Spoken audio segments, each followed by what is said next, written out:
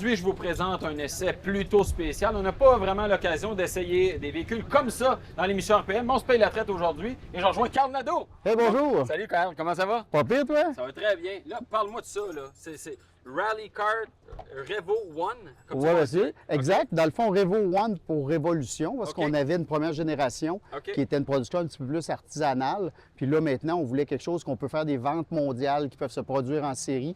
Donc, on est reparti page blanche, OK. nouveau châssis, nouvelle carrosserie, nouvelle mentalité, plus d'espace pour la tête, les bras, différentiel glissement limité, OK. ce qui est d'une importance capitale Sur quand la tu veux piste, piloter. ouais. Parce que Absolument. notre première génération était solid axle, dans le fond, OK. un essieu rigide. À l'arrière. Mais quand tu arrives vite dans un virage, le nez pousse un peu. Ouais. Là, il faut que tu lances l'arrière, ce qui fait que oui, c'est spectaculaire, mais c'est plus rapide avec un différentiel et Absolument. le reculon. Ah ah! Avant, il fallait que tu le pousses pour reculer. Exactement. Puis avec un essieu rigide, quand tu pousses puis tu tournes le volant, ça prend Hugo Girard pour te pousser. Oui, là. c'est ça. On Puis, est pas tous Hugo Girard. Je regarde ça, là, on est mieux que le reculon. Oui, c'est ça. Puis comme c'est toi qui es un peu à base de ça, ben, tu t'es dit ça prend reculon cette année. Oui, c'était essentiel. OK. En partie par paresse, beaucoup Ouais. pour le plaisir. Ben oui, absolument. Puis ça part de où l'idée de faire une bébite de même? Bien, on était plusieurs pilotes auto qui, à un moment donné, dans les discussions, on voulait aller de plus en plus vite avec OK. des voitures de plus en plus performantes.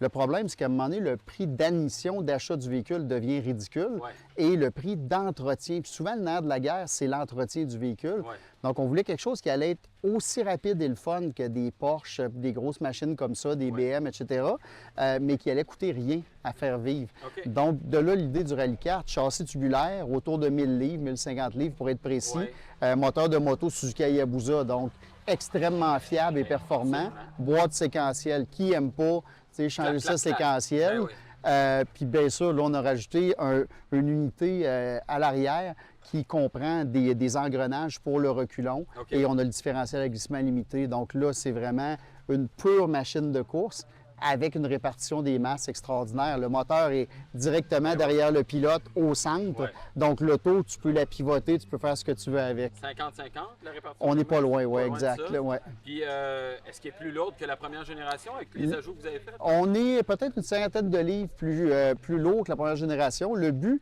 c'est qu'étant donné que souvent en circuit, on va rouler contre des Porsche, contre des BM, Ouais. donc des voitures de 3000, 4000 livres. Absolument. En cas d'accident, il faut être prêt. Ah oui, donc, c'est sûr que le rapport poids là, par rapport à une Porsche, mettons, est désavantageux. on a une bonne différence. Ouais. De là, pourquoi on a été vraiment avec un châssis. On avait les normes de base, mais on les a augmentées considérablement pour qu'en cas d'impact latéral, impact de face avec une autre voiture, on soit en Ça rend sécurité. compte des normes, là, ce véhicule-là. C'est important. Tu sais, oui. Quand tu bâtis un véhicule de course, tu as des outils de référence, là, les règlements FIA, les règlements de NASA aux États-Unis, SCCA.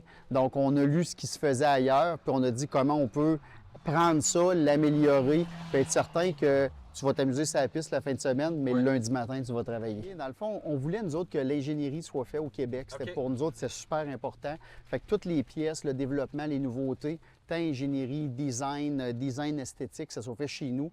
Les sous-traitants, c'était important que ça soit aussi au Québec.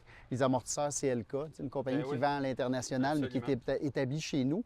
Puis, on voulait une unité avec un différentiel à glissement limité Oui. et le reculon, OK. ce qui, sur ce type de véhicule-là, en Europe, se fait pas. OK. Donc, personne ne roule avec le reculon. Il y a une entreprise aux États-Unis qui en faisait pendant un certain temps, mais qui utilisait des unités SADEV. OK. Ça vient de la France. OK. Donc, nous autres, on a dit on est capable de faire aussi bien. Ben, tu sais, Fait qu'on l'a fait à notre façon. Ça se Donc, fait par du monde, on doit être capable de faire ça ici. Là. ben, je pense qu'au Québec, on a les cerveaux, on a la passion. Absolument. Donc, on a développé ça, ce qu'on appelle bellette aluminum, donc une grosse pièce d'aluminium qu'on a machinée.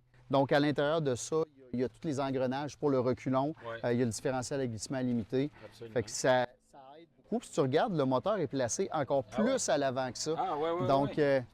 pour la répartition de capoté. poids, le moteur est placé très à l'avant. Il est central, là, grosso modo. Là. Oui, c'est ce qu'on désirait. Ouais. Donc, ça, en le faisant en aluminium, c'est sûr que l'unité n'est pas très lourde aussi à l'arrière. Puis, composants de suspension, tout ça, c'est designé au Québec, là? De A à Z, c'est fait au Québec.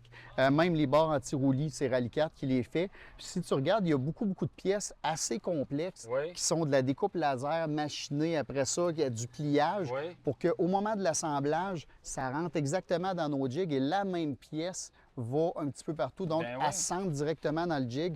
Et là, on fait nos soudures.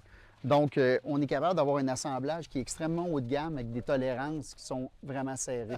Bon, moi, je suis pas venu ici juste pour regarder ça. Là. Je vais être J'espère capable que non. d'aller essayer ça. Là. Non seulement tu vas être capable, mais tu vas aimer ça. OK. Puis tu as de l'expérience, un sur piste, deux Oui. avec des voitures super performantes. Oui. Fait que j'aime ça parce que tu es la personne typique qui a de l'intérêt pour les bébites. Donc, hâte de voir ton sourire. Peut-être que je vais te faire un chèque, après, on ne le sait pas. Là.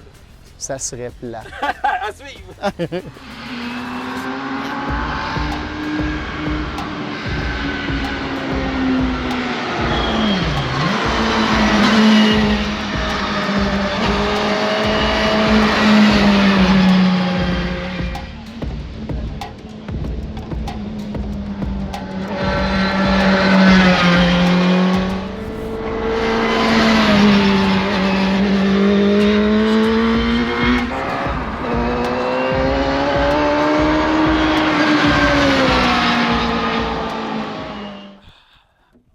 Oh, j'ai pas mis le break. Merci. Écoutez, si vous pensez qu'une voiture moderne, vous sentez quelque chose quand vous êtes au volant d'une voiture moderne, c'est parce que vous n'avez jamais embarqué là-dedans. Ça, c'est complètement capoté. On sent absolument tout ce qui se passe avec le véhicule. Facile à contrôler. C'est une voiture qui pardonne tout. On la sent décrocher un petit peu, claque, un petit coup de volant. On lève le pied sur l'accélérateur, c'est réglé. Vraiment, c'est un bijou. Vraiment beaucoup de fun à conduire ça. Si ça vous intéresse, uniquement sur les circuits, bien sûr, mais c'est toute une machine.